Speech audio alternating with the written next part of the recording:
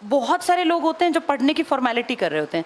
पहले एक बात सुनो, हर बच्चा पढ़ाई के लिए नहीं बना, ये एक फैक्ट है बेटा। हर बच्चा नहीं पढ़ सकता, सब बच्चे नहीं पढ़ सकते।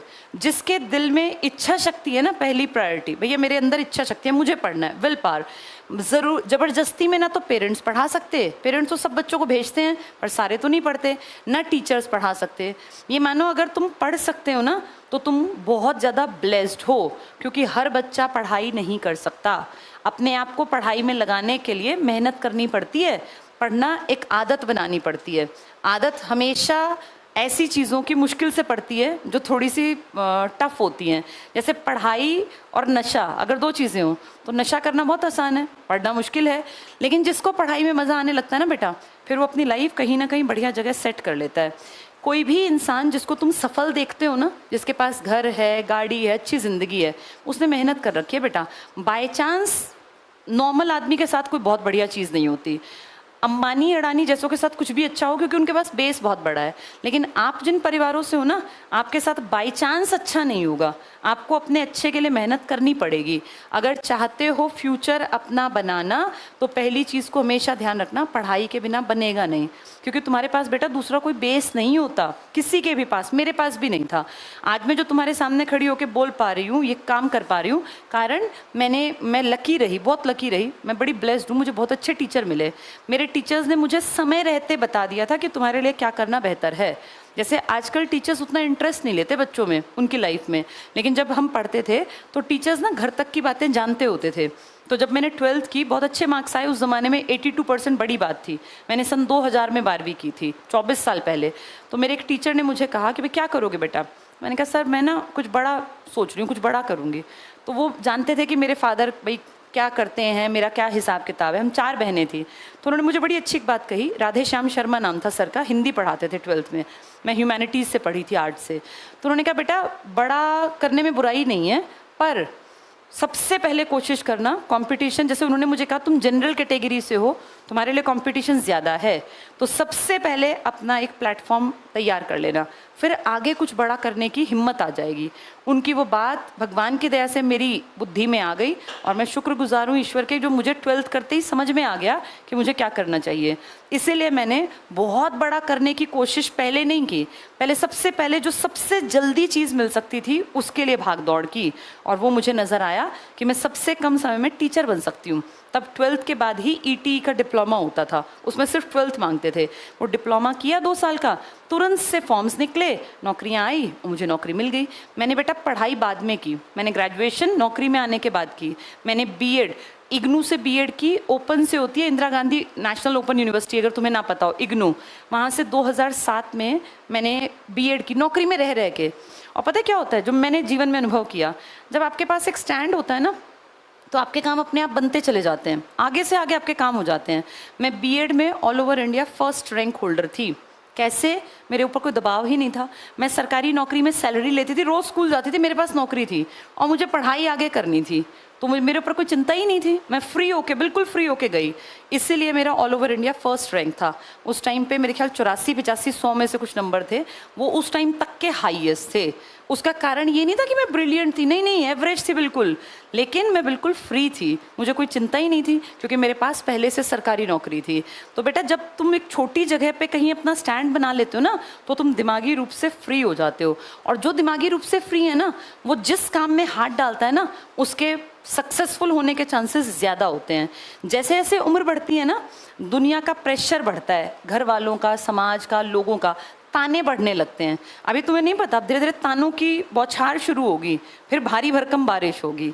जिसकी उम्र 25 साल है और वो कुछ नहीं करता, वो जैसे ही रोटी खाने बैठता है ना, तुरंत से ताने मिलने शुरू हो जाते हैं। उसको वो रोटी भारी हो जाती है कि मैं कैसे खाऊं या ना खाऊं। हमारा इंडियन स्ट्रक्चर ऐसा है, और मैं ये मानती हूँ ये गलत भी नहीं है, क्योंकि यहाँ कोई डांटेगा नहीं तो बच्चे काम ही नहीं करेंगे। अभी तुम आराम से बैठ के रोटी खाते हो, अभी वो टोका टाकी ज़्यादा शुरू नहीं हुई, लेकिन जैसे जैसे उम्र बढ़ेगी, लड़कियों को वैसा टोका नहीं जाता, लेकिन लड़कियों को फिर पेरेंट्स बेटा कितने दिन बैठाएंगे, शादी कर देंगे।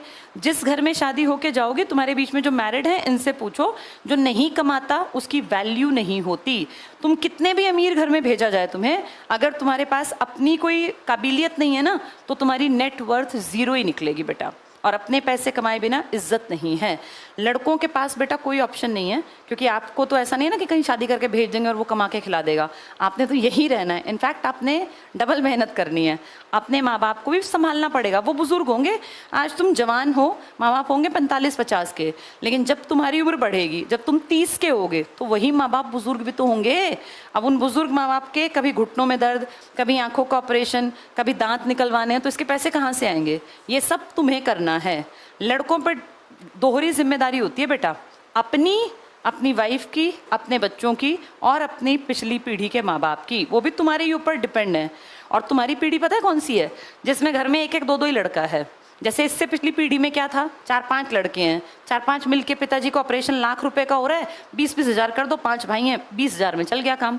लेकिन अब क्या है, 1 ही लड़का है, 2 ही लड़के हैं, लाख का ऑपरेशन और 1 को करवाना, तो लाख उसी की जेब से जाएंगे। अब तुम्हें ताकतवर बनना पड़ेगा बेटा, तुम्हारा कोई साझा नहीं करने आएगा।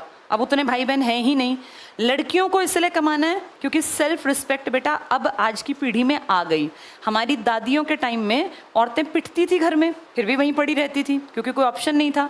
हमारी माँओं के टाइम तक, तुम्हारी तो मैं मदर की एज क्यों, तुम्हारी माँओं के टाइम तक दुनिया थोड़ी थोड़ी बदली और तुम्हारे टाइम में दुनिया बिल्कुल बदल गई। अब कोई भी लड़की कहीं जाके क्यों पिटेगी बेटा बिना बात पे? पहले बिना बात भी पिटती थी औरतें। आदमी बाहर से गुस्से में आया तो उसको लगता है गुस्सा तो अपनी पत्नी को पीट दिया, और उस टाइम ये नॉर्मल था। आज ये नॉर्मल नहीं है। कोई बिना गलती के कोई, या गलती पर भी कोई क्यों ही पिटेगा? पिटाई का क्या मतलब है? 2 लोग हैं, गलती हर इंसान करता है। तो अगर तुम चाहती हो ना बराबरी का हक, ऐसा नहीं कि नौकरी करके मैं हूँ, मैं देखूंगी अपने पति को, ऐसा भी नहीं करना होता। ये भी बड़ी गलत फहमी है। आजकल लड़कियां नौकरी करके दूसरे के सिर पे ही बैठ जाती है कि मैं ही मैं, ऐसा भी नहीं करना। ये इक्वालिटी है बेटा, बराबरी है। कमाओ अपना जीवन बेहतर बनाने के लिए, किसी को नीचा दिखाने के लिए नहीं कमाना कि हमें उसको नीचा दिखाना है। जब 2 लोग कमाते होंगे, बराबरी होगी, तो घर चलाना अच्छा होगा, जिंदगी सुंदर होगी। अपनी जिंदगी के तुम खुद निर्णायक हो। कमाओगी तो इज्जत मिलेगी, और इज्जत मिलेगी तो मन खुश रहेगा। रोज रोज एक जगह रह के बेइज्जती कराने में ना अब लड़कियां कर नहीं पाती बेटा। पहले लड़कियां सह लेती थी बेइज्जती, क्योंकि उनको था कि कहाँ जाएंगे। अब लड़कियों की टूट-फूट इसलिए ज़्यादा होती है शादी ब्याह में, क्योंकि बेइज्जती सह नहीं पाती। घर पड़ी रहोगी तो कोई भी इस बात को कहेगा कि पूरे दिन करती ही क्या हो। हर कोई कहेगा भाई पूरे दिन करती क्या हो। इस घर के काम की वैल्यू 0 है, क्योंकि इसको कोई मापता नहीं है मॉनेटरी वैल्यू में।